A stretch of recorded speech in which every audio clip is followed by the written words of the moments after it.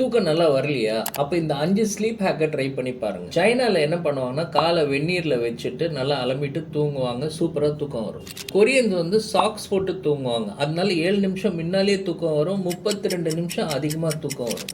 மெக்சிகோல வரி dolls, குட்டமெல்லா dolls, அந்த பொம்மையை பக்கத்துல வச்சுன்னு பெரியவங்க தூங்குவாங்க. அந்த பொம்மை கிட்ட தான் கவலையெல்லாம் சொல்லுவாங்க. அதுக்கு விடையும் கேட்பாங்க. அதனால அவங்களுக்கு சூப்பரா தூக்கம் வரும்.